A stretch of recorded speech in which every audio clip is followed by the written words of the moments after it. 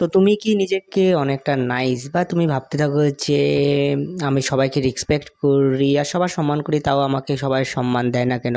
কারোর সঙ্গে যদি আমি ভালো মতন কথা বলি তারা হচ্ছে উল্টা আমাকে খারাপ করে কথা বলে কেন? তো তুমি একটা সিনড্রোমে আসো, সেই সিনড্রোমটাকে বললে নাইস গায়। তো দেখো, নাইস হবাটা আর মানে আজকাল কি যে বর্তমানে যুগের মধ্যে যদি আমরা যদি বেশি নাইস থাকি তাহলে পরে লোক হচ্ছে আমাদের ফায়দা লুটতে থাকবে আর আমাদের সঙ্গে মানে বাঁশ মারতে থাকবে। তো মেন হচ্ছে, দেখো, একটা সোজা কথা আছে, জঙ্গলে যে গাছগুলা হচ্ছে টেরা বেঁকা থাকে ওদেরকে দেরি করে কাটে, আর যে গাছগুলো হচ্ছে একদম সোজা থাকে বা দেখতে সুন্দর হয় বা ইসের ভদ্র মতন থাকে ওগুলোকে তাড়াতাড়ি কাটে নেয়। এটা একটা জাস্ট বলে ওই মহাবরাটাকে আমি তোমাদেরকে বললাম। তো মেন হচ্ছে, তো তোমাকে কি করতে লাগবে? দেখো, তুমি যদি কারো হেল্প করতে থাকো, না যাই না সাইনে সবসময় তুমি হেল্প করো আর তুমি ভাবতেছো সবার উপকার করতেছো, তাইলে পরে তুমি তাহলে রিটার্নে উপকার পাবা, এটাই তুমি এক্সপেক্ট করতে থাকো। তো নাইস গাইরা এটাই ভাবতে থাকে যে আমরা যদি সবার উপরে হেল্প করি তাহলে পরে তাহলে ফিরে ওই হেল্পটা আমরা পাবো, কিন্তু কখনো এটা হয় না।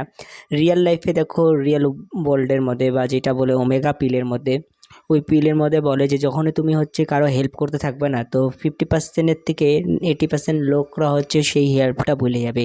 ইভেন হচ্ছে তোমার বন্ধুরাও ওই জিনিসটা ভুলে যাইতে পারে, বাধ্য হবে। দেখো, তুমি তো ভাবতেছো তুমি ওকে উপকার করে দিচ্ছ, এখন তুমি উপকার করতেছো কেন? তুমি ভাবতেছো যদি আমি তাকে উপকার করি তাহলে মানে রিটার্নে ও আমাকে উপকার করবে, এই মেন্টালিটিটা নাইস গায়ের মধ্যে থাকে।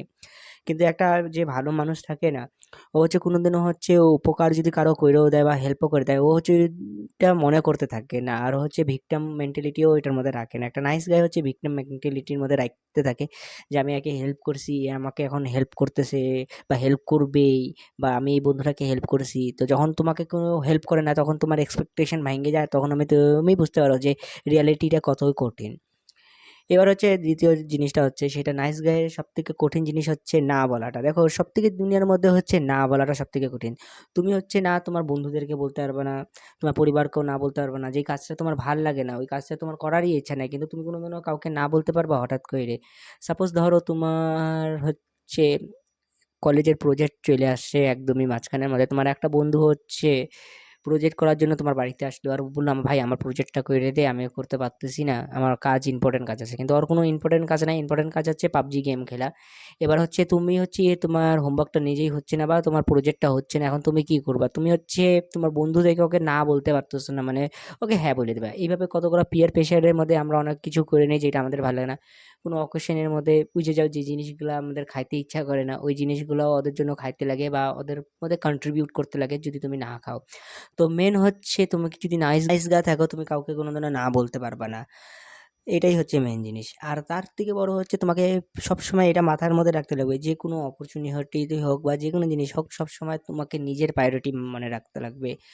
তুমি যদি নিজের ব্যাপারে না ভাবো তাহলে পরে আজকাল দিনে বলে ইয়ে করতে পারবে না।